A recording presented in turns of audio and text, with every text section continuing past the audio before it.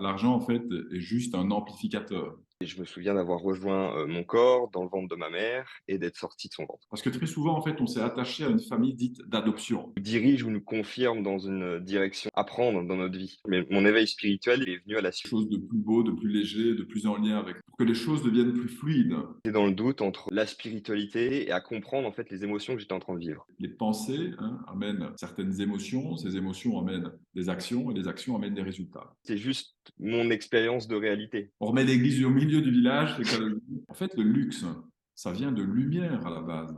Et donc, ce luxe, finalement, fait partie de nous également.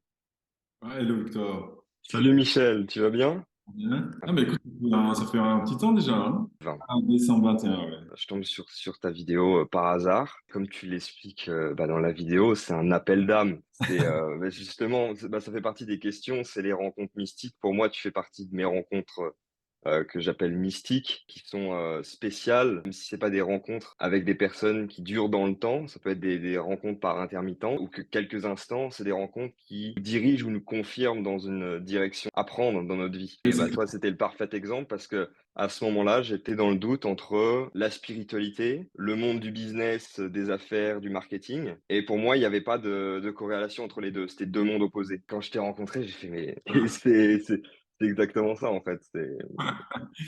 Ouais, c'est souvent ce qu'on me renvoie comme. J'aime faire du et plutôt que du ou, et je suis Ouais. honoré.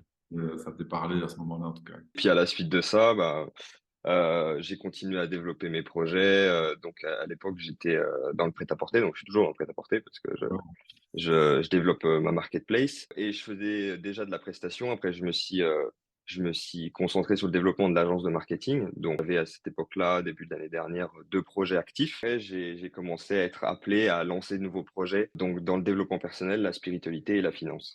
Ah, Donc, génial. le fonctionnement pour tester un peu les marchés, ce que je faisais, c'est que je développais des communautés sur les réseaux, donc Instagram et TikTok principalement, en partageant du contenu type viral. Et c'est comme ça que j'ai commencé à créer des communautés dans le développement personnel, la spiritualité et la finance à plus de 20 et 50 000 abonnés. Ah, Donc, génial. donc c'est comme ça que j'ai commencé à me développer sur de nouveaux marchés. Ah, ben voilà, écoute, c'est génial. Et tu en as eu Voilà. niveau privé, tu étais en couple déjà ou Donc non, j'étais pas en couple. Je suis toujours pas en couple. pas une obligation non plus? Non, mais en gros, mon éveil spirituel, après on en discutera pendant notre échange, mais mon éveil spirituel, il est venu à la suite d'une relation que j'avais avec une fille. Ah, voilà. Et en fait, avant la spiritualité, en fait, ça m'intéressait pas plus que ça. Je sais bien, mais chez les autres. Alors que pourtant, je me souviens depuis le jour de ma naissance jusqu'à aujourd'hui, même avant, je me souviens d'avant mon incarnation, d'avoir fait les choix de vie que j'ai aujourd'hui. Et je me souviens d'avoir rejoint mon corps dans le ventre de ma mère et d'être sorti de son ventre Ah, jusqu'à vraiment. aujourd'hui. Et du coup, pour moi, c'était pas de la spiritualité, c'était juste mon expérience de réalité. Mais c'était pas de la spiritualité. Et c'est à la suite de Ah, cette relation que j'ai eu cet appel à comprendre pourquoi j'avais un lien si fort avec elle, pourquoi on avait un lien télépathique, pourquoi on se comprenait autant. Donc j'ai commencé à faire des recherches sur les liens d'âme, âme sœur, âme jumelle, flamme jumelle. Et c'est de là où j'ai commencé à m'intéresser euh, vraiment à la spiritualité et à comprendre en fait les émotions que j'étais en train de vivre. ah, génial. Et c'est vrai que, pour rejoindre ce que tu disais, c'est que, on va dire que l'ancien paradigme nous a amené à être proche, plus ou Oui, moins, de la relation en lien avec le sang, hein. Pour les parents, cousins, et enfin, ou bien alors par rapport à où on est né, donc l'endroit où on est né, l'endroit où on a vécu, où on vit. Mais on se rend compte maintenant avec les appels d'âme, on est vraiment, on revient à cette notion de famille d'âme. Et donc, comme tu dis, il y a des gens qu'on va rencontrer une fois, à 10 minutes, et c'est comme si on les avait, c'est comme si on avait parcouru un chemin avec eux de 25 ans. Et, et d'autres personnes qui sont proches, on les connaît pas du tout, en fait. Et il se passe des fois, il n'y a même pas besoin de verbaliser les choses. Ça se passe et on sent que ces personnes, ces âmes sont toujours là, en fait, à côté de nous, même si on ne les voit plus. Et on se nourrit. Et c'est vraiment important de conscientiser ça de plus en plus, d'en parler, parce que ça permet aussi d'améliorer les relations sociales d'âme à âme, si je puis dire, sans mettre autant de pression sur les relations sociales terrestres, alors qui sont tout aussi importantes, bien entendu, mais qui ne sont pas plus importantes que les autres. Totalement. Totalement Super. d'accord avec ça. Mettons peut-être du cadre, parce que nous, on parlerait pendant des heures, Victor, et c'est un plaisir Oui. d'échanger avec vous. Mais voilà, par rapport à notre échange aujourd'hui, comment tu vois la chose? Je t'avais envoyé les questions, mais en gros, c'est réparti en 7 points. Tu m'avais envoyé des questions? Oui, sur Instagram. Ah, merde, alors. Donc, en gros, là, c'était des réponses très techniques, mais j'en ai résumé. C'est le premier bloc, c'est rencontre mystique. Donc, en gros, c'était l'introduction que je voulais faire. C'est pourquoi on en est là aujourd'hui. Deuxième, Ouais, c'est la présentation de ton parcours, ton éveil spirituel. Donc, quel a été le déclencheur? Moi, par exemple, je viens de te dire quel a été mon déclencheur personnel, comment ça s'est venu. La spiritualité et le plein potentiel, la gestion émotionnelle et l'intuition, la matérialisation et la loi de l'attraction. Donc là, c'est réparti en plusieurs blocs, comme s'aligner aux fréquences, l'impact de la spiritualité sur le bien-être émotionnel et mental. Un autre bloc, c'est la mission de vie. Comment se sentir dans sa mission de vie? Est-ce qu'on est pleinement dedans? Et ouais, dernière question, c'est monde physique capitaliste, je vais appeler ça. Donc, comment la spiritualité peut s'intégrer dans un monde où l'argent, la technologie, la science et la politique règnent. Donc, c'est des sujets assez vastes et larges qui, je ouais. pense, pourront intéresser un certain nombre de personnes. Et ça pourra résonner avec pas mal d'âmes qui se posent ces questions dans ces thématiques-là. Ouais, tout à fait, ouais. Ouais, je suis super content d'être là avec toi, en tout cas. Bah, moi aussi, ça me fait plaisir. Ça me fait plaisir de pouvoir faire cet échange-là. Finalement, tu la connais ou pas, en fait? Non, Non, Justine, je non, la tu la connais pas connais. personnellement. Je lui ai déjà parlé sur les réseaux, je lui ai déjà raconté l'histoire. Ah oui, ah, Et génial. ouais, ouais, donc elle était super contente, elle était étonnée bah, de la coïncidence. Parce qu'une vidéo qui fait 150 vues, au final, l'impact que ça a eu sur moi. Oui, Et c'est ça. c'est assez incroyable. Et surtout après de cette vidéo-là, du repartage que j'ai fait sur ton hashtag Michel Akunzo sur TikTok, t'es à plus 60 ou 70 000 vues. Pour uniquement la vidéo que j'ai pris de toi, donc l'interview de Justine, elle a fait juste ce passage-là, plus de 50 000 vues. C'est énorme. Ah ouais, C'est génial. énorme. Pour la même vidéo, en fait, d'un même contenu, d'une structure différente de présentation, ou même de rythme du montage et de la vidéo, une même vidéo peut flopper ou faire plusieurs millions de vues. Oh, incroyable. Une même vidéo que j'avais postée avait fait 10 000 vues. Je l'ai repostée 2 semaines après, elle a fait 1 200 000 vues. Ouais, carrément. 1 million, C'est c'est c'est énorme. deux fois le Luxembourg. Et voilà. Et rien que pour l'année 2022, alors que c'était impensable. Et c'est pour ça que je trouve que mon parcours depuis ta rencontre, ça a été en fait, tu sais, c'est des petits détails qui font que si ces petits détails-là, je les avais pas rencontrés ou je les avais pas faits, peut-être j'en serais pas là aujourd'hui. Mais Ah pour ouais. 2022, j'ai fait plus de 100 millions de vues organiques, c'est-à-dire sans budget publicitaire. Donc, c'est pas du contenu où je me présente, où je vais vendre un produit directement, mais c'est quand même du contenu qui diffuse une information dans une thématique. Donc après, pour quelqu'un qui a besoin de diffuser son message pour promouvoir ses services ou ses produits, c'est exactement la même stratégie. Et c'est ce que j'ai appliqué pour un client qui a des shops physiques et qui fait principalement du e-commerce. Donc il a 110 shops physiques en France et dans le monde. Sinon, le principal de ses ventes se fait en e-commerce. Et depuis on travaille ensemble, on a fait plus de 30 millions de vues. Waouh. Bah, écoute, et si en plus notre conversation a eu cet effet déclencheur, j'en suis plus qu'honoré. En fait, j'ai pas changé mon rythme de vie ou ma manière de faire, mais d'avoir changé intérieurement, je vois que les gens autour de moi changent et viennent à moi comme une reconnexion, un peu le même phénomène qui s'est passé avec toi. Si on vient pour avoir une confirmation ou un conseil sans vraiment l'attendre, mais c'est juste un petit truc qui change énormément de choses chez la personne. Et moi, je m'en rendais pas compte et je m'en suis rendu compte bah, au travers de notre rencontre. Ah bah écoute, Voilà. génial. On pourrait vraiment parler des heures, donc on va rentrer dans le vif du sujet. Oui, on se refixera d'autres moments, bien sûr. Oui, Avec- avec plaisir, grand plaisir. Première question, c'est les rencontres mystiques. Pour toi, quel est le but et quel est le sens des rencontres mystiques que l'on fait dans la vie? Mais en fait, je pense que justement, c'est un peu le changement qu'on est en train de vivre au niveau de l'ancien paradigme et du nouveau paradigme. J'aime dire que le nouveau paradigme n'est pas mieux que l'ancien, c'est juste le nouveau paradigme pour bien être lié à nos racines, avoir des racines et des ailes. Et ce qu'on voit, c'est que les rencontres d'âme à âme actuellement sont tout aussi privilégiées et à la même hauteur que des rencontres terrestres qu'on pourrait avoir ou qu'on a connues et qu'on connaît encore, bien sûr, et heureusement. Euh, de nos jours. Et on est comme aidé, en fait, on est comme poussé à changer notre vision de la relation. Ici, on va du principe, on part du principe qu'on est univers, on est vers l'uni, il n'y a plus de séparation. Donc, il n'y a pas que mon frère de sang qui est un frère.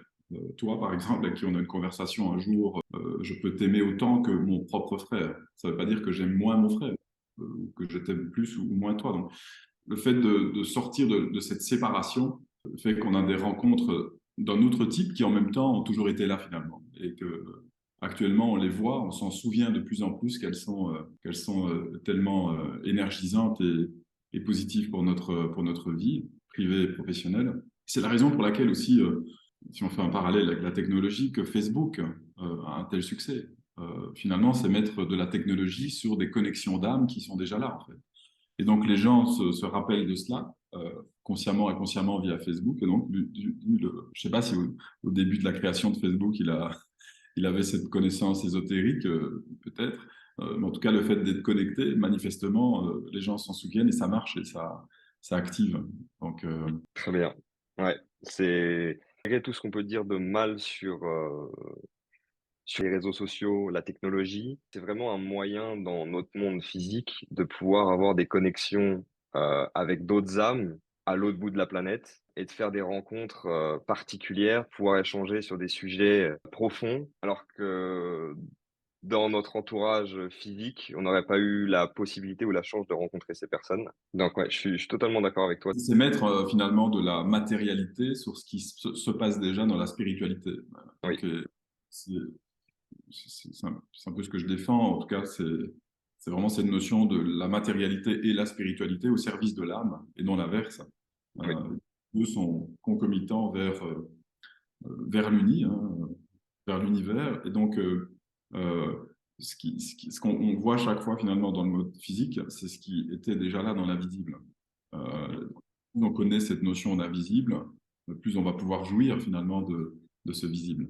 Est-ce que tu pourrais nous présenter ton parcours d'âme, ton parcours spirituel qui t'a amené à ton éveil aujourd'hui? Pour commencer par la fin, je pense que justement, il n'y a finalement jamais de fin et qu'on peut toujours s'éveiller toujours plus à qui on est réellement. Et donc, et c'est un éveil ou un retour à soi. La question est très mentale. J'aime dire que l'âme sait et l'ego justifie. Et que pour moi, finalement, le fait de se souvenir de qui nous sommes ou aller vers notre vérité, c'est un peu la même connotation. Et donc, pour moi, ça a commencé très, très jeune, en fait. Je me souviens être assis sur un banc, j'avais peut-être 6 7 ans. Et je sentais que quelque chose d'autre était là, en fait. Je savais pas l'exprimer, je ne savais pas bien le, le- le verbaliser, mais je sentais qu'il y avait comme un travail à faire sur moi je veux dire, qui venait d'ailleurs, mais en tout cas avec une connotation plus. Maintenant, je mets des mots dessus, mais étant enfant, je ne mettais pas les mots que je suis en train de partager ici. En tout cas, je sentais quelque chose. Et puis, chemin faisant, donc une éducation plutôt judéo-chrétienne, donc des études générales, et puis HEC en fait. Alors là, c'était assez. Euh, il y avait des notions qui étaient très compliquées pour moi dans le sens où j'étais attiré par le monde spirituel. Et c'est pas ce qu'on on rencontre dans le domaine académique, hein. De plus en plus, heureusement, mais en tout cas, c'est pas ces notions-là qui sont mises en avant. D'ailleurs, on voit ça également à l'école, c'est que les cours mis en bas de l'échelle, c'est quel cours? C'est religion et éducation physique. Alors, personnellement, parenthèse, je n'appartiens à aucune religion, je les respecte toutes. Pour moi, elles sont euh, très puissantes dans ce qu'elles peuvent amener et dans ce qu'on peut aller récolter pour soi, mais je crois aussi qu'on est à une ère où on peut créer notre propre spiritualité et avoir notre église intérieure, si je puis dire. Et donc, c'est ça qui est intéressant, c'est que dans l'enseignement, l'éducation physique et l'éducation, en tout cas la religion, sont des cours qui sont mis en bas de l'échelle, alors que quand il y a des problèmes, quand on se sent mal, quand on se pose des questions existentielles, eh bien, c'est vers là qu'on retourne. Donc, on va dire que le système n'aide pas à avoir cette connexion au corps et à l'âme. Euh, et donc, chemin faisant, je me rendais compte de ça durant mes études, ce qui fait qu'à la fin de d'HEC, j'ai fait une thèse sur le coaching d'équipe en entreprise, hein, vers 2002. Donc en 2002, on ne parlait pas beaucoup du coaching. On regardait un peu avec des yeux très très étonné, interpellé en me disant c'est quoi ce truc, coaching, oui mais bon c'est du management. Donc moi ça m'a ouvert à plein de... Donc j'ai eu la chance de suivre des coachs qui étaient principalement des psychologues, des psychiatres, ou alors il y avait du coaching sportif qui s'était intégré dans l'entreprise. Donc moi c'était vraiment le coaching d'équipe en entreprise. Là ça a changé radicalement mon monde. Je me suis dit mais attends on peut voir les choses d'une manière mais complètement différente avec un axe de vue donc ça restait très mental, mais en tout cas, ça m'a beaucoup nourri et ça commençait à me donner des réponses en fait sur ces questions que se posait finalement cet enfant de 6-7 ans.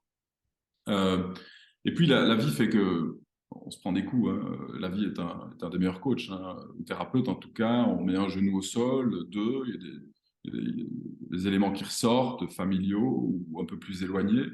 Et donc, ça nous amène à se poser d'autres questions. Ça vient nous faire tomber toutes ces structures égotiques qui sont là en nous, euh, qui nous mettent littéralement au sol pour reconstruire quelque chose qui est plus aligné à notre âme, justement à notre cœur, à notre tripes.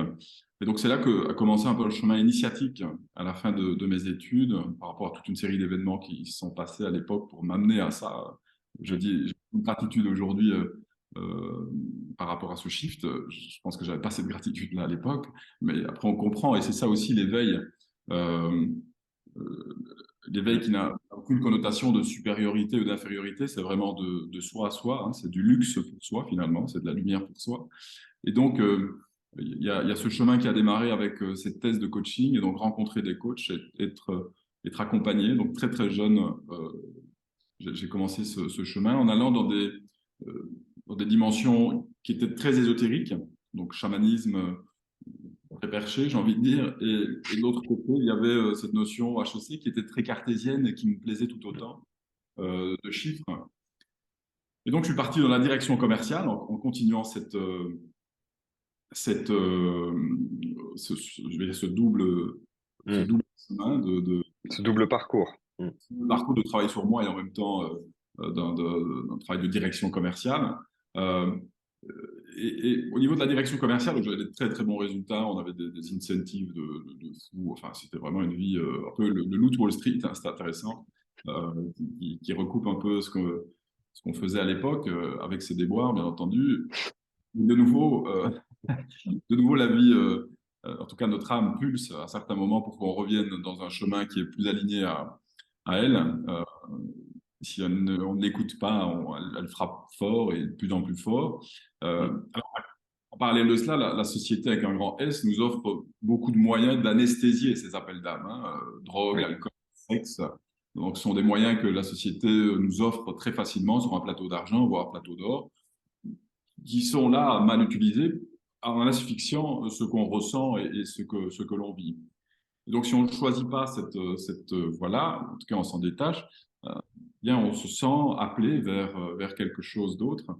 Et donc, au fur et à mesure de ce développement personnel, de cette direction commerciale, j'ai donné ma démission là où, dans une des boîtes où je travaillais, sans savoir ce que j'allais faire en fait. Euh, je me rappelle, mon boss me dit, mais attends, tu vas faire quoi? Je sais pas, il y avait 6 semaines de préavis à l'époque. C'est là où j'ai démarré en fait dans l'accompagnement. J'ai démarré dans l'accompagnement plutôt commercial. J'aimais accompagner les directions commerciales et les directions générales dans le développement commercial. Donc, c'était vraiment mon premier, c'était ma grande force, hein, c'était d'amener à augmenter le taux de transformation, le taux de conclusion dans les équipes de force de vente, d'amener une meilleure communication entre les direction générale, direction commerciale et les commerciaux pour aller tous dans le même sens, fédérer les gens dans la même direction, parce que très souvent, il y avait des conflits internes alors que les premiers clients d'entreprise, ce sont les commerciaux, ce sont les collaborateurs. Donc, c'est de voir comment on peut agir, la direction commerciale peut agir avec ses clients internes qui sont les commerciaux, pour les accompagner à les vendre à l'externe, leurs magnifiques produits et services. Et donc là également, de nouveau, un travail, mais le commercial, il me manquait vraiment cette notion spirituelle. Et c'est de là où j'ai de plus en plus accompagné des dirigeants que je connaissais en tant que directeur commercial, ils me faisaient rentrer dans leur boîte. Et là, j'ai remarqué en fait que ces gens à haut niveau, on va dire, étaient très sensibles aux notions ésotériques, mm, aux notions plus spirituelles aux notions plus parallèles, on va dire. Donc, mm, je dis rien, mm, pourquoi on ne voit pas cette notion-là à d'autres niveaux dans l'entreprise, en fait, dans l'organisation? Pourquoi est-ce que ça ne se travaille ça ne se utilise à ce niveau-là de management ou même de direction? J'ai beaucoup appris et en même temps, je l'ai coaché sur différentes choses parce qu'il y avait notamment, c'est comme ça que je suis arrivé dans ces conseils d'administration, ce conseils de direction, parce que l'idée c'était de vendre leurs directives. Comme la vente c'était mon background et qu'on se connaissait, et dit ouais, mais en fait, j'arrive pas à vendre cela, j'arrive pas à vendre des nouvelles communications, j'arrive pas à vendre des nouvelles visions, etc. Tu pourrais peut-être m'aider. Donc de là, fil en aiguille, j'ai commencé à accompagner ces dirigeants, ces CEO, ces PDG dans ce sens-là. Donc c'était plutôt au niveau humain, au niveau de mm, négociation.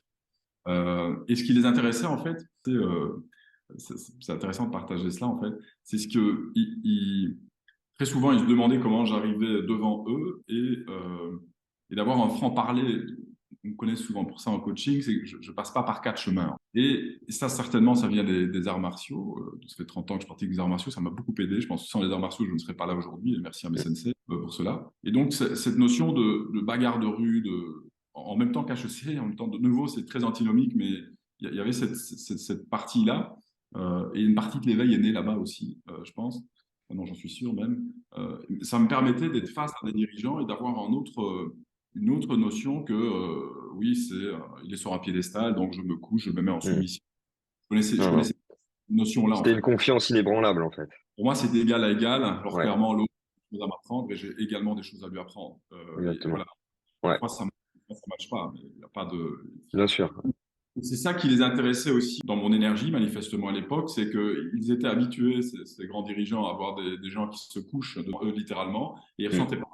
Donc, voilà, il y avait comme un mm, rapport d'égal à égal, respectueux, qui était mis sur la table. Donc, il me mm, faisait entrer dans certaines marques prestigieuses. Et de là, de plus en plus, moi-même, formant ces notions de développement spirituel, j'ai été comme. Donc, j'étais un peu butiné dans toutes ces religions qui m'appelaient à un moment donné. Et il y a une phrase de Blaise Pascal qui m'a fortement marqué. C'était: il y a dans le cœur de l'homme une forme en forme de Dieu que Dieu seul peut remplir. Et je trouve que ça mettait beaucoup de mots sur les sensations que j'avais à l'époque, sur les sensations que ces PDG me disaient connaître ou ne pas connaître. Et donc, a commencé là vraiment un chemin de reconnexion au divin en soi et au-delà de soi, hein, autour de soi et en soi. Et toutes ces notions de Yeshua, Marie-Madeleine, donc d'études qui vont remettre des archétypes qui sont intéressants au niveau de la polarité masculine, de la polarité féminine. On se rend compte que certaines religions toutes, ont coupé certains éléments, qui est dommage. C'est un peu comme si on a deux jambes et on marche à cloche-pied. Donc d'aller reconnecter à cela, c'est ce qui a vraiment commencé à me nourrir profondément et qui me nourrit tous les jours, tant et plus, et je pense qu'il me nourrira. Et je crois aussi fortement aujourd'hui que par rapport à cette notion de soumission à un autre être humain ou de suprématie, de supériorité, c'est qu'il y a un manque de Dieu quelque part, en fait. Il y a un manque du divin quelque part. Et chacun, selon ce que ces mots peuvent signifier, va aller chercher à court terme, à moyen terme, à long terme ou à très long terme des éléments de réponse par rapport à cela. Moi, ce que j'ai senti de plus en plus, c'était cette notion de dévotion, mais à genoux, hein, voire vraiment les deux genoux au sol, mais ça n'amène pas cette notion de soumission, justement, ça amène cette notion d'élévation,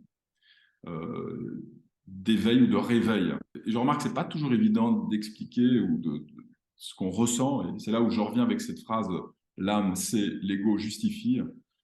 C'est que c'est une pratique finalement euh, qui nous qui est intime dans la relation au divin, intérieur et extérieur, et comme toute relation en fait, qui se cultive, qui se cultive. Et c'est ce que je souhaite à tous finalement, c'est de cultiver cette relation intime, parce que ça vient donner des réponses.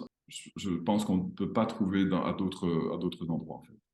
Et c'est très intéressant, et si je fais un bref parallèle avec Et hier, justement, j'avais un client très fortuné, mais vraiment, voilà, une très très belle réussite financière.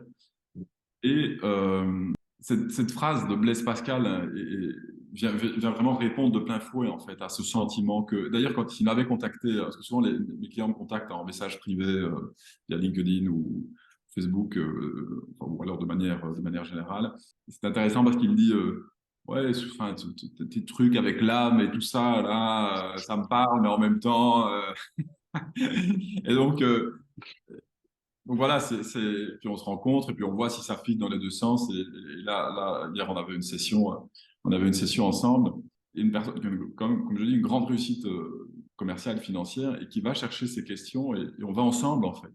On va Mm. ensemble trouver ces notions de Yeshua, Marie-Madeleine, de polarité masculine, féminine intérieure, de divinité intérieure et extérieure, et de voir comment on peut nourrir la chose différemment, tout en continuant de développer commercialement un business et de le vendre, non, c'était le cas en tout cas, d'en racheter d'autres, puis après de se dire, mais finalement, ben, quels sont mes choix en fait? Là, c'est ce qui ressortait notamment, ce dirigeant se disait, avec telle somme d'argent, je vais répondre à beaucoup de questions. Et il se rend compte, on dit souvent dans l'intelligence financière que l'argent en fait est juste un amplificateur de ce qu'on est à la base. Donc, si on n'a pas confiance en soi, avec beaucoup d'argent, on aura très peu confiance en soi. Si on est Mm. un petit con avec peu d'argent, on sera un grand con avec beaucoup d'argent. Si on est généreux avec peu d'argent, on sera très généreux avec beaucoup d'argent. Donc, Exactement. c'est intéressant euh, d'écouter. Et souvent, j'accompagne des gens qui ont beaucoup plus de réussite financière que moi. Donc, c'est intéressant parce que c'est là où on peut vraiment se dire qu'on peut aider et être aidé par tous quand on le décide et quand on le sent. Et, et là, donc, on revient avec ce client sur cette notion, en fait, de, OK, comment remplir cette forme-là manquante que le reste, que le monde humain, que le monde des hommes, finalement, ne m'a pas donné. Comment je peux me compléter ou retrouver ma complétude euh, pour pouvoir mieux distiller, pour pouvoir mieux dispenser ma lumière sur Terre à ma manière. Et en même temps, tu vois, ce genre de discours peut paraître un peu perché, et c'est le genre d'échange que j'ai tous les jours avec des dirigeants qui ont une grande réussite commerciale. Donc, c'est ça qui des fois, peut sembler paradoxal, hein. Mm. Et j'aime cette notion d'oxymore, ou des choses qui ont l'air contradictoires, et en fait, Mm. elles sont tellement Complémentaire. complémentaires. Ouais. Mm. Je suis peut-être un peu écarté de la question de départ, mais Non, mais justement, tu as répondu à plein de sous-questions que j'avais. c'est vrai que ces clients, beaucoup de grandes marques connues, hein. J'ai deux types de clients, le corporate avec voilà, des grandes marques, des grandes réussites, et d'autres solopreneurs, entrepreneurs qui travaillent seuls sur le net, ou alors avec des petites équipes. Et les questions sont souvent les mêmes, en fait. C'est ça qui est intéressant. Les C'est quoi réflexions. c'est quoi les questions, les réflexions qui se font et qui te posent? Mais en fait, c'est vraiment cette notion de sens de la vie, hein. Mm. Donner un sens à ce qu'ils font au quotidien, pourquoi se lever le matin, Et quel impact positif je peux avoir sur mon environnement et les personnes que je vais rencontrer. oui, et il y a cet appel d'âme, et Mm. qu'on n'a pas appris à décoder, en fait. On n'a pas appris à décoder, on sent qu'il y a quelque chose qui se passe, on sent qu'il y a un appel, et donc on va être attiré pour ce genre de sujet. C'est vraiment convient, il y en a d'autres, hein, bien entendu, mais euh, très jeune, j'ai été dans ces questions, et ça aide l'autre à aller retrouver le sens, en fait. J'aime dire que ma puissance, c'est d'accompagner les autres à développer leur pleine puissance. Donc, il y a vraiment cette notion de catalyseur, d'accélérateur, et ils viennent avec donc ces questions ouais, de sens, de comment je peux. euh, c'est un peu comme si les gens se rendaient compte qu'ils prennent beaucoup de décisions par défaut, en Oui. fait. Donc, c'est des programmes qui sont là. Il y a des programmes de la matrice, des programmes de, peu importe, qui sont Mm. de culpabilité, d'autoflagellation, de sacrifice. Mm. Des programmes qui viennent des blessures d'âme, hein, la trahison, l'abandon, le rejet, l'injustice, l'humiliation. Et donc, c'est un peu comme si ces programmes sont là, nous font prendre des décisions par défaut. avec l'âme, ce ne sont pas des décisions par défaut, ce sont des décisions, et on a justement une expression française pour ça, en âme et conscience. Prendre des décisions en âme et conscience. Et donc, on peut dire un synonyme qu'en âme et conscience, c'est de manière délibérée. C'est vraiment le versus c'est le versus de par défaut, décision délibérée en âme et conscience.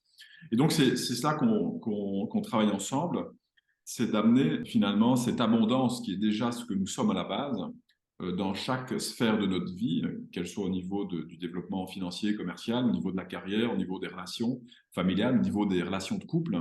C'est un élément qui revient souvent sur la table avec mes clients. C'est voilà comment je peux prendre des décisions en âme et conscience et non pas être drivé par des programmes que j'ai vus chez mes Mm. parents dans la société. Qu'est-ce que j'ai au fond de moi finalement? Quel est mon choix? Quel est le sens que je mets là? Est-ce que ça vibre avec qui je suis, avec ma vérité? Et Mm. le Christ disait, la vérité vous libérera. Et c'est clair, moi je ne comprenais pas bien cette phrase quand je l'ai entendue la première fois, mais je la comprends de plus en plus. C'est se dire cette vérité à soi-même, pouvoir exprimer la vérité à l'autre, libère. Et c'est là où ce que je remarque également avec certains clients que j'accompagne, c'est que la réussite soulage, mais c'est la parole de l'âme qui libère. Donc la réussite soulage et la parole de l'âme libère. Et c'est ça qu'on va chercher ensemble, en fait, cette parole de l'âme. Un sujet que tu as un peu abordé dans la présentation de ton parcours spirituel, euh, c'est comment ton éveil spirituel t'amène à ton plein potentiel. Le plein potentiel, je le considère pas forcément comme être éveillé, avoir des fortes intuitions. Le plein potentiel, je le considère un peu comme une multitude d'éléments, que ce soit Mhm. corps, âme, esprit, situation, être acteur et non plus spectateur en fait de la situation. Ouais. Comment toi, tu le définirais et comment toi, tu vois cette chose-là? Peut-être avec un schéma relativement simple, c'est que on remarque qu'on est là, qu'on utilise un certain potentiel. Dans différents pays plus ou moins hauts, dans nos contrées, des fois on dit plus ou moins 20% de notre potentiel humain. Ça veut dire qu'il nous reste une marge de manœuvre de 80%. Donc où va-t-on chercher ces 80%? Parce qu'on est là aussi en tant qu'entrepreneur, si on vient à la notion qui nous touche, on est là pour générer des résultats en fait. On est là pour générer des fruits, qui est dans la partie visible, qui est dans la partie physique. Les fruits, ça peut être des résultats, ça peut être des résultats commerciaux, des résultats financiers, des résultats pour le bien-être, des résultats pour la pérennité de l'entreprise, des résultats pour la pérennité de notre couple, pour ramener de la joie en soi et au niveau du couple. Et donc, toujours plus de résultats. Qu'est-ce qui va faire que ces résultats physiques, justement, vont être d'autant plus nombreux, d'autant plus goûtus, d'autant plus agréables? Eh bien, ça va dépendre de belles et longues racines. On met trois racines de base. De nouveau, c'est un modèle qui est évolutif, mais ici, par rapport à ce que tu me dis, je pense que c'est un bon point de, de- de départ. Et donc, il y a une racine qui est plutôt la racine émotionnelle. La racine émotionnelle, il y a quatre grandes émotions de base, hein, la peur, la joie, la tristesse, la colère. Avec les émotions, on peut dire que c'est très simple. Soit ce sont les émotions qui nous gouvernent, qui nous gèrent, soit c'est nous qui gérons les émotions. Et donc, cette notion de garder, de maintenir, de gérer ces émotions, de les accueillir, de les gérer, de les ressentir et de les gérer, permet de booster finalement un état émotionnel plus élevé ou alors, dans le sens contraire, un état très low, très bas, hein, qu'on peut ressentir soi-même sur une même journée, sur quelques heures, sur notre vie. Donc, c'est de voir comment on peut shifter en fait au niveau de l'intelligence émotionnelle, de cette racine émotionnelle. Ensuite, il y a un deuxième pilier qui est la racine mentale. Qu'est-ce qu'on entend mental par rapport à ce modèle? C'est vraiment tout ce qui est structure. La structure, le comment, le cadre. On a besoin de techniques, hein, de techniques commerciales, de tactiques de vente. Eh bien, c'est de la stratégie. Hein. Donc, on reste dans une notion qui est plutôt mentale, qui est tout aussi importante que l'émotionnel, qui vient compléter en fait. Mais de nouveau, elles fonctionnent ensemble. Et puis, il y a une troisième racine, on en vient, qui est plutôt spirituelle, la racine spirituelle.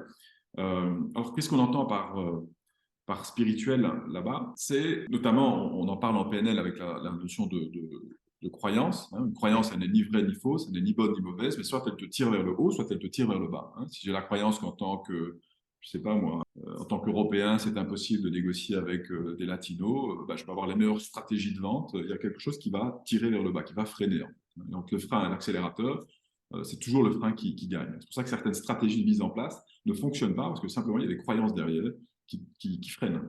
Donc, le terrain n'est pas fertilisé. Donc, il y a cette racine spirituelle avec ces notions de croyance. Après, on peut aller plus loin encore dans cette racine spirituelle pour continuer de répondre à ta question. C'est une notion de famille d'âme. Le fait de se... Il y a un modèle que biancagaia.com explique très bien, celle qui l'a canalisé. On appartiendrait à 4 familles. Donc, il y a 4 familles d'âmes. Il y en a une qui nous appelle plus que les autres. De nouveau, c'est un modèle qui est évolutif. Il y en a d'autres qui complètent. Le but n'est pas d'être enfermé dans des cases. Et là, je partage vraiment ce qui a un certain effet, en tout cas sur moi et sur d'autres. Donc, c'est de retrouver sa vraie famille d'âme pour que les choses deviennent plus fluides, plus simple, plus facile. Parce que très souvent, en fait, on s'est attaché à une famille dite d'adoption. C'est-à-dire que ce n'est pas notre vraie famille, mais nos géniteurs, notre éducation, notre histoire a fait qu'on s'est accroché à une certaine famille d'adoption. Et on se rend compte, à un moment donné, ça nous a servi et puis ça nous dessert. Donc ça devient compliqué, c'est dur, il faut tout le temps être dans la force. Et donc ça ne nourrit plus, en fait. On se reconnecter à sa famille d'âme. Donc il y a le bâtisseur, les artisans de la paix, les visionnaires, les passeurs. Mais ça permet d'aller reconnecter avec notre réelle famille d'âme, de la vivre intérieurement pour pouvoir dispenser davantage notre lumière à notre manière. De nouveau, il n'y en a pas un qui est supérieur à l'autre, mais il y en a une qui est plus la nôtre. Donc, voilà encore un deuxième point dans cette racine spirituelle, de reconnecter à sa famille d'âme va permettre de développer son plein potentiel. En tout cas, le potentiel qui est plus aligné à soi et qui nous fait sortir de toute cette masturbation mentale à certains moments quand on reste uniquement focalisé sur sur cette racine justement mentale qu'on développe énormément dans notre société au niveau académique. C'est clair que la racine mentale est très connue, comme la racine physique. La racine émotionnelle, beaucoup moins, commence à. Et la racine spirituelle, on ne parle pas de ça dans les grandes écoles. Tu vois, alors que quelque chose qui nous touche tous, qu'on le veuille ou non, à certains moments de notre vie. Donc, il y a cette notion de croyance, cette notion de famille d'âme. Il y a également cette notion de médiumnité, on va dire, ou d'instinct, d'intuition. Tu en as un petit peu parlé tout à l'heure. De nouveau, ce sont des outils qui sont là, qu'on a un peu asphyxiés, anesthésiés dans notre société avec un grand S, qui aujourd'hui se révèle, se pulse de nouveau à ce que ce soit utilisé. J'aime comparer des fois un plan financier à la médiumnité ou un balance scorecard à la médiumnité stratégique. C'est pareil en fait. Il y a ce sont 2 photographies qui vont nous donner certains éléments. Après, c'est à nous de décider ce qu'on fait de ces éléments et comment on va l'utiliser pour aller vers les objectifs que l'on a. Mais un plan financier n'a jamais permis d'être à 100% certain d'arriver à ce qu'on voulait faire. Tu vois. Donc, Non, non. c'est pareil avec cette notion de médiumnité, donc de reconnecter avec notre intuition, reconnecter avec notre instinct animal, très animal finalement, comme ça. Les animaux font partie de nous également. Et l'intuition, ça vient plus, c'est quelque chose de plus, on va dire, de plus fin, de plus subtil. Donc c'est encore un élément qui est intéressant pour aller développer son plein potentiel dans cette racine spirituelle. Il y a un dernier élément, en tout cas un élément supplémentaire, c'est réellement cette notion de spiritualité. On en a un petit peu parlé, cette notion de relation à Dieu, en fait. Je répète la phrase de Blaise Pascal qui dit il y a dans le cœur de l'homme une forme en forme de Dieu que Dieu seul peut remplir. Et là, il y a cette recherche, en fait, de spiritualité. On compare des fois à la religion. Pour moi, ça n'a rien à voir. Ça peut être chercher des éléments, mais c'est vraiment de créer sa propre relation à Dieu interne et externe. Et là, c'est un chemin, en fait, qui nous permet d'office d'aller vers le développement de ces pleins potentiels et également, ce que je remarque, de se poser d'autres types de questions, en fait. D'avoir des questions qui sont complètement différentes que si on n'avait pas été investigué dans cette racine. Moi, je pense à ce dirigeant-là, mais parce qu'il se pose des questions en ayant coupé un peu cette racine. Et l'idée hier, ce qu'on voyait, c'était plutôt développe cette racine, et puis on verra les questions qui arrivent. On verra les questions qui arrivent. Et donc, par rapport à ce qu'est le plein potentiel, à ce qu'est notre objectif, à ce qu'est notre sens dans la vie privée et professionnelle, à nos choix, ce que je remarque tous les jours, c'est que quand on investit dans cette racine spirituelle, la vision peut être modifiée, les questions changent et les réponses changent. Ces 3 notions-là amènent un peu comme de la sève, nous amènent finalement notre énergie, du carburant, hein, comme le carburant qu'on doit mettre dans notre véhicule pour aller d'un Mm. endroit à un autre. Cette énergie fait qu'on pose des actes, des actions, et ces actions ont des résultats qui sont des échecs ou des succès selon nos critères. Euh, et plutôt que de se focaliser sur finalement les résultats quand on n'a pas ce que l'on veut dans le monde visible, c'est d'aller voir dans ce monde invisible qui a un impact Mm. direct. Mais les trois piliers que tu viens d'aborder, pour moi, c'est les trois piliers aussi qui composent notre mission de vie. Ce pourquoi on se sent animé dans l'accomplissement de ce qu'on fait au quotidien. Et pour moi, c'est les trois piliers que tu as abordés qui sont importants à développer pour atteindre ce plein potentiel et être dans cette direction de mission de vie. Et je sais pourquoi je le fais. Ouais, tout à fait. Il y a vraiment cette notion finalement, qui n'est pas toujours évident d'expliquer avec les mots et le Ouais. verbe. On ressent cet appel. euh, Ça nous remplit, en tout cas, ça nous rappelle que nous sommes déjà remplis à la base.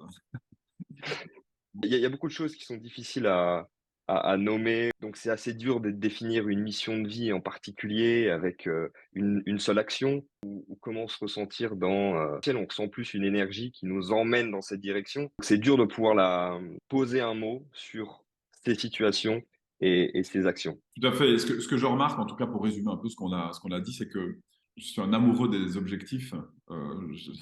J'ai baigné dedans très, très, très, très jeune, notamment dans la direction commerciale. Ce que je remarque avec cette notion de résultat à atteindre, d'objectif, finalement, c'est pas tellement la question de réaliser ces objectifs, de réaliser ces résultats, mais c'est que ces objectifs et ces résultats nous permettent de nous réaliser, en fait. Donc, plutôt que de les réaliser, ils nous permettent de nous réaliser. Et là, ça donne des éléments de réponse, des fois auxquels on ne s'attendait pas, grâce à ces objectifs, à cette croissance qu'on a envie d'atteindre, à cette. On dit souvent que les piliers du bonheur, il y a la croissance, il y a le fait d'avoir de la gratitude pour ce qu'on a, pour qui on est, la croissance, de vouloir plus, devenir plus, faire plus, et la contribution, de contribuer à un monde meilleur par son temps, par des finances, par de l'argent, etc. Et c'est clair que tout ça nous permet chaque fois de nous souvenir davantage de qui nous sommes pour remettre l'âme aux commandes, pour remettre Mm. l'âme aux commandes.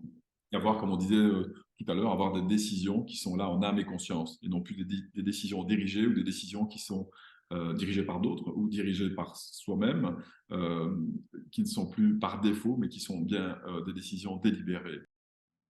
Tu as abordé le fait que tu étais amoureux des objectifs. Pour moi, ça me fait penser à un sujet que je voulais qu'on aborde, c'est la matérialisation de ses pensées, la matérialisation de ses objectifs, et le sujet de la loi d'attraction et le fait de se connecter à des fréquences, d'un objectif, fréquences d'un état d'esprit pour matérialiser ses pensées ou ses objectifs qu'on avait prédéfinis. Où il faut être vigilant, c'est dans cette notion de comparaison que l'homme peut avoir très facilement. Donc se sentir, faire très rapide, l'autre a plus que moi et donc je suis moins que lui. En tout cas, il a plus à m'apprendre. Il peut nous inspirer, en fait. Mais de nouveau, c'est toujours de voir, tu vois, avec cette décision, on revient à ces décisions en âme et conscience ou des décisions par défaut. C'est quoi ma propre réussite, en fait? C'est quoi celle que... Alors d'autres vont m'inspirer, d'autres ne vont pas m'inspirer.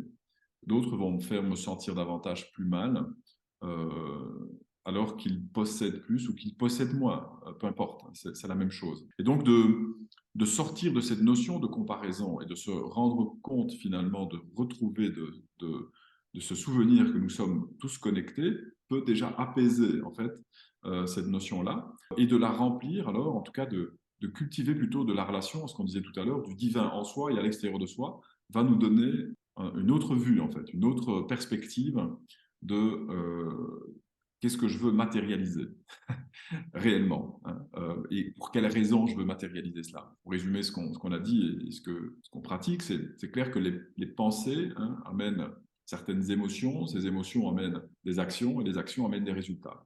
Donc ça part chaque fois de cette notion de pensée. On l'a vu tout à l'heure avec les trois piliers, hein, émotionnel, mental, spirituel. On peut dire qu'on se retrouve notamment dans l'aspect là plus émotionnel. Euh, et on peut jouer avec les trois piliers à l'intérieur de soi, en fait, par rapport à cette loi d'attraction dont tu parles. C'est que des fois, on peut avoir des pensées, si on met la pensée en premier, hein, émotion, action, résultat, d'avoir des shifts, en fait, au niveau de nos pensées, d'avoir cette structure, d'utiliser la structure mentale pour recalibrer nos pensées. Parce que c'est un peu comme si on avait une tape, une bande annonce qui passe régulièrement, voire tout le temps avec des choses qu'on nous raconte en fait. Hein. Tu n'es pas capable, ou ça c'est bien, ça c'est mal, tu dois aller vers là, tu n'es pas assez. Ces bandes passantes-là, dans nos pensées, des fois nous envahissent en fait. Tu vois ce qu'on disait tout à l'heure avec les émotions, soit on les gère, soit elles nous gèrent. Et c'est là où c'est intéressant de shifter en fait nos pensées, donc non pas vers ce qu'on ne désire pas, mais vers ce qu'on désire. Et donc, c'est aussi une pratique de commencer par, et très vite, on peut se voir partir dans des pensées que finalement nous ne désirons pas. Et donc, d'avoir cette aptitude, cet entraînement, cette connaissance du shift des pensées. Il y a un très beau livre, un magnifique livre par rapport à cela. Je ne sais pas si tu connais, c'est Abraham Parle. Non. Abraham Parle. Je ne me rappelle plus de l'auteur, mais il y a plusieurs tomes. Il est vraiment très, très puissant comme bouquin. Et notamment dans cette notion de shift. Et puis, il y a, tu vois, pour recadrer certaines pensées, j'en parle souvent avec des clients, c'est cette notion de remettre de l'ordre, en fait. Pour bloquer certaines pensées, à un moment donné, c'est ta gueule, ferme ta gueule. Tu vois. Et donc, c'est d'utiliser cette puissance qui est en nous, qui est plutôt animale, ou peu importe comment on va l'appeler, mais de reprendre ses couilles à un moment donné et lui dire, OK, ça, c'est terminé. On coupe, tu vois. Mm. C'est une manière de remettre de l'espace vers les pensées, voilà, remettre de l'ordre, tu De vois, l'ordre, remettre ouais. de l'ordre. Alors c'est au sens même territorial, hein, tu vois, on Mm. remet de l'ordre dans notre territoire, chez nous, et on peut remettre la même chose de l'ordre dans nos pensées, en fait. Et des fois, quand on Mm. se masse trop le cerveau, il y a un moment donné où on remet l'église au milieu du village, c'est pour faire place à quelque chose de plus beau, de plus léger, de plus en lien avec nos valeurs, avec qui nous sommes. Donc, on a ce potentiel, on a cette force-là également de mettre de l'ordre dans ce qu'on désire, et ça commence par mettre de l'ordre dans nos pensées. J'avais fait un cumul de plusieurs questions, mais c'était plusieurs sous-questions qui s'enchaînaient autour d'à peu près la même thématique. Donc, il y a plein de questions que je vais pas aborder parce que tu as déjà répondu directement et indirectement. Mais il y a une autre question qui, pour moi, est importante et c'est pour ça, en fait, au moment où je t'ai rencontré, j'étais encore dans cette dualité, dans ce doute, cette opposition, monde spirituel et monde physique. Comment pour toi la spiritualité peut permettre de faire évoluer le monde physique? Ça me fait penser un peu au yoga, en fait. Pour moi, ça peut aller dans un sens comme dans l'autre sens. Tu vois, au yoga, si tu fais une certaine posture, ça va t'amener une certaine émotion. Si tu as une certaine émotion, tu vas avoir plus tendance à faire une certaine posture. Et donc, si on change à un moment donné dans l'autre sens, donc si on se sent pas bien, on va pouvoir faire une posture qui va nous ramener. Donc, les deux se nourrissent. On est dans un monde incarné, hein, nous sommes incarnés. Et donc, l'un, pour moi, ne va pas sans l'autre. C'est que ça part de la semence que l'on sème dans la terre, dans le physique, qui va prendre alors une connexion avec ce monde spirituel qui va permettre de grandir sur terre. Et donc, les deux sont parfaitement liés. L'idée d'être le réceptacle, on va dire, de cette lumière sur terre, pour pouvoir la dispenser également de manière verticale et horizontale. Et ça me fait penser à autre chose. Je ne sais plus qui disait le luxe. Tu vois, quand on parle du luxe, par exemple, hein, si on parle de Mm. matériel, on peut aller vers cette notion de luxe, objet de luxe, hein, objet d'art. En disant, on nous dit que c'est pour une certaine élite, hein, etc. Mais en fait, le luxe, ça vient de lumière à la base. Donc, c'est-à-dire que quelqu'un a créé cela avec de la délicatesse, avec une connexion divine, avec de l'élégance, avec de la douceur, avec des mondes plus angéliques que ténébreux, hein. Et donc, on a tout ça en nous, en fait. Et donc, ce luxe, finalement, fait partie de nous également. Et on peut le voir se matérialiser sur notre terre, quand on sillonne des palaces, hein, des hôtels luxueux ou chez soi, ou des œuvres d'art, peu importe, hein, on peut ressentir cette connexion qui est déjà là en fait. On la ressent parce qu'elle est déjà là quelque part. Donc ça vient nous rappeler cela. Donc pour moi, les deux sont parfaitement liés. Je le disais tout à l'heure, c'est la matérialité et la spiritualité au service de l'âme plutôt que l'inverse. Comment le nouveau monde qu'on est en train de créer pourrait utiliser la spiritualité comme un outil supplémentaire qui nous permettrait de prendre des décisions plus puissantes, plus impactantes, plus respectueuses de toutes les âmes? Une excellente question. J'ai la croyance que est fait, tout ce qui est fait est au service de la lumière. Donc le plan de l'ombre est toujours au service du plan de la lumière. On peut le voir très concrètement. Par exemple, des fois, les personnes qui nous ont fait le plus de mal sont celles qui nous ont fait le plus grandir. Donc, est-ce qu'elles nous ont fait du mal? Si elles nous ont fait le plus grandir. Tu vois, certaines traditions amérindiennes nous disent que avant l'incarnation, les âmes qui nous aiment le plus sont celles qui ont choisi le mauvais rôle pour nous faire évoluer. Donc, il y a, tu vois, cette notion de bien, de mal est déjà nuancée. Hein. C'est qu'est-ce qui fait que la politique est bien ou mal. Euh, et de nouveau, je crois que, et c'est Gandhi qui disait, soit le changement que tu veux voir dans le monde. Je crois que ce qui peut nous aider, c'est de chaque fois revenir à nous, en fait. Et que l'extérieur n'est qu'un reflet de ce qu'il y a à l'intérieur de nous. Et donc, de remercier ce qui apparaît et de le transmuter, en fait, de l'alchimiser à l'intérieur de nous.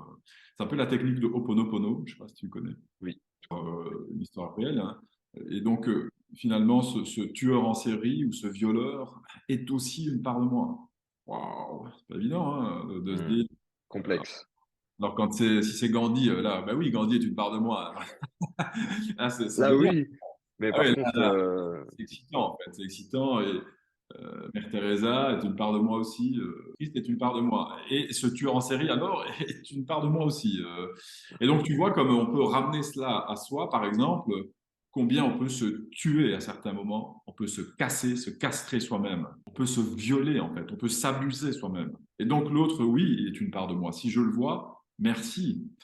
Merci, je peux enfin demander pardon à cette part, en être désolé et l'aimer, en fait, pour qu'elle se transforme, pour qu'elle s'alchimise, pour qu'elle devienne du fuel, du carburant, pour continuer à poser les pierres qu'on a à poser sur cette terre à notre niveau. Et je pense pour moi, c'est important plutôt que de partir des fois dans toute une série d'externalisation, c'est d'utiliser cela vers soi, en fait, pour être soi en lien avec son plan, son propre plan. Parce que la société nous offre beaucoup de distractions à certains moments très subtiles pour qu'on sorte de notre plan en fait, et qu'on est sauvé et qu'on parte alors dans le fameux triangle dramatique sauveur, bourreau, victime mmh, à l'extérieur de soi et à l'intérieur de soi. Et donc, de voir ce qui se passe là, en fait, ça déclenche quelque chose chez moi. Et là, on vient à la spiritualité. Ben, OK, va te mettre à genoux ou en tailleur et médite sur ce qui se passe là et comment cette part-là est un reflet de ce qu'il y a en toi, en fait. Il y a certains moments, il faut des couilles, hein, pour se dire, ah, celui-là, là, c'est une part de moi, en fait. Hein. J'ai juste envie de lui exploser la gueule, mais c'est une part de moi. Donc, comment je vais... Alors, ça n'empêche qu'on peut exprimer des choses à soi et aux autres. mmh. Je pense que cette notion de aller s'asseoir, se mettre à genoux, méditer, prier et de se dire, OK, c'est une part de moi, comment je peux la transformer intérieurement et, si on vient à Gandhi, soit le changement que tu veux voir dans le monde, utiliser cela pour davantage apporter cette lumière, peu importe ce que tu fais. C'est aussi cette même vision que j'ai, vis-à-vis de la situation, mais qui est très dure à conscientiser, comprendre, intégrer dans toutes les expériences de vie qu'on peut vivre. À certains moments, c'est inconcevable de pouvoir accepter, que l'autre est une part de toi, qui est le reflet de ta personnalité et te tu dois travailler pour avancer. Ouais, Très complexe. pas toujours évident. Mais de commencer déjà par se dire comment des fois je peux moi-même me tuer en fait sur certaines choses, comment je Mmh. peux me casser, quoi. Me tuer, par exemple, on voit les violences faites aux enfants, combien des fois on peut être violent avec son propre enfant intérieur, comment on peut abuser de cet enfant intérieur, de ne pas Ouais. l'entendre, de ne pas lui faire d'espace, de ne pas le protéger, de ne pas le respecter, de ne pas être à l'écoute. Si on commence déjà par cette notion-là, j'ai vraiment la croyance que ça peut faire un effet boule de neige. Ça ne veut Oui. pas dire qu'on ne doit pas contribuer à aider via des actions concrètes des associations, tout ce qui se passe dans le monde. C'est clair. De nouveau, c'est pas du ou en fait. On n'est pas dans le ou, c'est dans le et. Mais je pense que Mmh. c'est une notion de partir de soi, de comment on agit avec soi, peut donner des bonnes réponses de développement et d'évolution, même si des fois, on se dit, putain, Mais c'est marrant que tu parles de l'enfant intérieur parce qu'il y a une semaine jour pour jour justement, j'étais avec ma voyante que je connais depuis quelques temps maintenant et on a travaillé justement sur mon enfant intérieur. En fait, j'ai pris conscience il y a quelques semaines, voire même peut-être quelques mois, que j'étais devenu l'homme que j'aurais aimé rencontrer plus jeune quand je vivais les pires périodes de ma vie. Donc que ce waouh, soit les dizaines d'années de maladie que j'ai vécues, le rejet, les trahisons familiales, ainsi de suite, plus les échecs scolaires. Et justement, pendant cette séance avec elle, j'ai pu me reconnecter à mon enfant, lui parler pour transformer tous ces événements traumatiques que j'avais vécus, enfin qu'il avait vécu mais que j'avais vécu, et faire avancer en fait le cheminement et lâcher ces mémoires traumatiques qui, même si je les avais mis de côté, donc je les ressentais plus, qui étaient quand même un poids et un trauma plus ou moins lourd. c'est clair, c'est clair. Et l'enfant, très souvent, n'oublie pas, lui. Donc, on a mis de côté certaines choses. Et donc, le courage, c'est aussi, à un moment donné, de s'asseoir avec lui et d'avoir des vraies discussions, en tout cas, une vraie présence. Ouais. Euh, Et c'est en ça, des fois, que la violence que l'on voit dans le monde peut nous aider à se souvenir que quelle violence nous avons vis-à-vis de notre enfant intérieur, en fait, de Ouais. nous-mêmes. Et de cette violence qu'on peut voir dans le monde, la violence faite aux enfants, surtout en plus c'est un peu un sujet d'actualité en ce moment, c'est quelque chose qui nous brasse, qui nous fait ressasser des événements qu'on avait pu vivre étant jeune, étant enfant, et que ce soit, comme tu l'as dit, au travers des systèmes d'association, des aides, des parrainages. C'est d'abord régler son, ses traumas personnels pour pouvoir aller aider ses enfants. Voilà, et les deux peuvent se faire ensemble. Oui, ça peut Parce qu'on- être l'un avec l'autre. parce que, C'est en faisant l'autre qu'on va régler l'un. voilà, où il faut être vigilant, je pense, c'est des fois, on va fuir le sien. On se sert, si tu veux, Oui, de la maltraitance extérieure pour fuir la maltraitance que l'on a vis-à-vis de nous-mêmes. Alors que l'on peut prendre conscience grâce à cela de la maltraitance, alors pas toujours bien entendu, mais la oui, maltraitance que l'on a vis-à-vis de soi, et en même temps le fait d'amener davantage de douceur, de bienveillance, de délicatesse, de respect avec soi-même, on va être d'autant plus adapté, j'ai envie de dire, à aller le faire avec, aller l'accompagner avec d'autres qui en ont tant besoin dans le monde. Tu vois, donc c'est de nouveau, on a beaucoup parlé de et aujourd'hui plutôt que de ou. Mais attention à ne pas se faire manipuler des fois par notre ego spirituel, on l'a tous, hein, ou notre cerveau reptilien qui est là et qui est en mode survie, et des fois nous fait dire des conneries, moi compris, tout le monde y compris. Et donc c'est mm, l'importance du coaching, de l'accompagnement qui permet chaque fois d'avoir un recul autre. Pas dire que l'autre détient la vérité, mais en tout cas, il peut m'aider à aller toujours plus vers ma propre vérité en âme et mm, conscience, hein, et non mm. pas en mode somnambule. Et on revient encore au sujet de tout à l'heure, qui était l'atteinte de son plein potentiel avec son éveil. Les autres, nos rencontres, qui nous permettent de récupérer, nous complémenter, rajouter des blocs, qui nous permettent de nous construire, de nous évoluer et nous éveiller. C'est clair, et c'est là, par rapport à ton histoire que tu viens un peu de partager, finalement, tu vois, ces gens qui t'ont fait tellement de mal hein, en t'humiliant, en te rejetant, etc., Et aussi physiquement avec les opérations. physiquement, peuvent être aussi finalement considérés comme des rencontres mystiques. Oui. Parce que ça t'a permis d'être qui tu es aujourd'hui, donc, et de davantage apprendre à faire respecter ton territoire intérieur. Parce que plus jamais maintenant, on te manquera, on viendra pisser sur ton terrain, tu vois. Mm. Et donc, c'est ça, c'est cette notion de rencontre mystique. Qui n'est pas forcément positive à l'instant T, mais sur une vie, ça peut être, et c'est cet élément Ça a qui permis te de... fait changer, qui permet de, comme on disait au début, c'est pas je me rabaisse, mais c'est plus quand on vit ces événements traumatiques, c'est plus on met un genou à terre pour se relever, Ouais, plus qu'on se soumet à la situation. c'est ça, oui. Mais ça, faut le comprendre pour le transformer en énergie. Voilà, on l'utilise enfin, en fait. Et je pense que le nouveau paradigme, le nouveau monde qu'on est en train de connaître, avec cette ère des révélations, hein, nous sommes à l'ère des révélations, donc c'est la Mm. levée de voile. La levée de voile, c'est tout ce qu'on a voulu cacher en dessous des tapis, du tapis remonte, qu'on le veuille ou non, en fait. Hein. Et donc, c'est qu'est-ce que je fais avec ça de nouveau? Est-ce que je me laisse engluer, anesthésier, noyer par cela? Ou est-ce que j'utilise cette materia prima est-ce que je l'alchimise, est-ce que je la transmute en carburant, en fait, en carburant, en fuel pour mon expansion privée et professionnelle. Pour moi, le nouveau monde est aidant à cela, en fait, à utiliser beaucoup plus rapidement tout ce qui remonte pour l'utiliser davantage comme une connexion à notre âme, Mm. à l'amour pur en chacun de nous. Voilà. Tu Après, vois une différence entre l'éveil spirituel des hommes et des femmes? souvent, les femmes, tu vois, avant, quand j'avais 20 ans, dans les groupes plus spirituels, il y Mm. avait un homme pour 20 femmes. Ouais. Maintenant, Oui, 40, tu vas dans un groupe, c'est quasi la parité, quoi. En tout cas, ou ouais, 8, 50-50. 8, 12, quoi. Ouais. Tu vois. Donc, de nouveau, moi, si on part du principe qu'on est tous connectés, ben, cette notion de les femmes se développent plus, ben, c'est la femme en nous, en fait, tu vois. Mm. Et donc, ça vient nous donner, si c'est la femme qui tire ou l'homme tire, ben, ça résonne avec l'homme et la femme à l'intérieur de nous.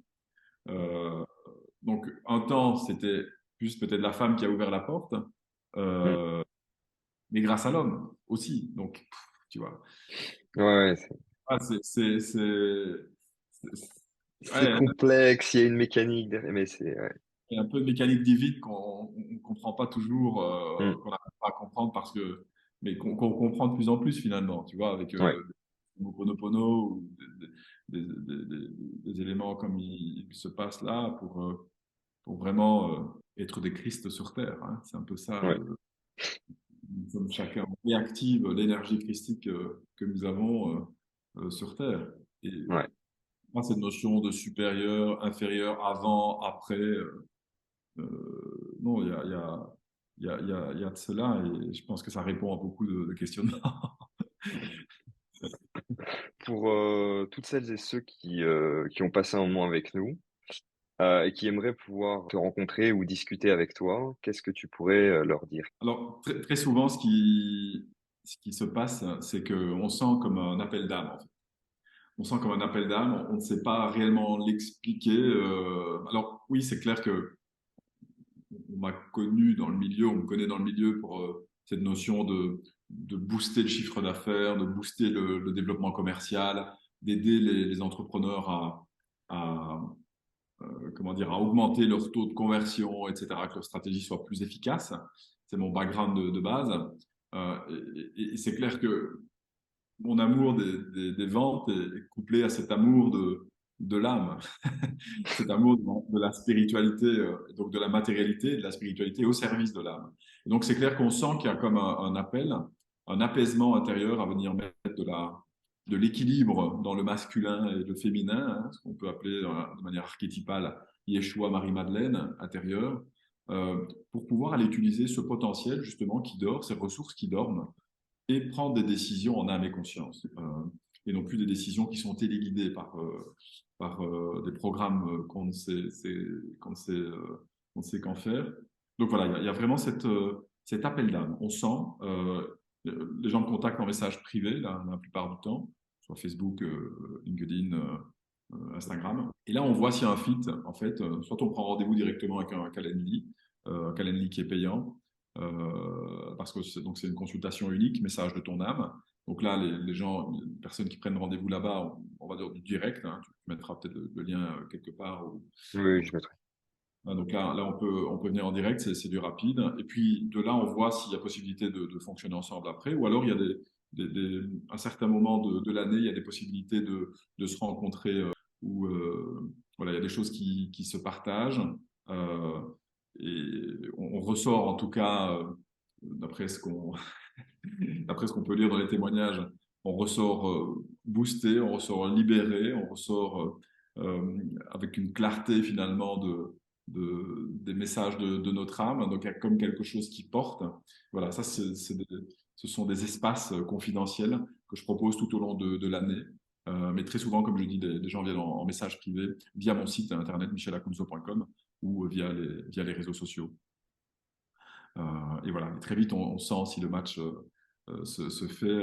Donc, des fois, c'est dans les deux sens. J'ai la chance de pouvoir décider avec qui j'ai envie de travailler et inversement, le client décide avec qui il a envie de collaborer. Donc, c'est ça, pour moi, la meilleure des co-constructions. Très bien. Bah, merci beaucoup.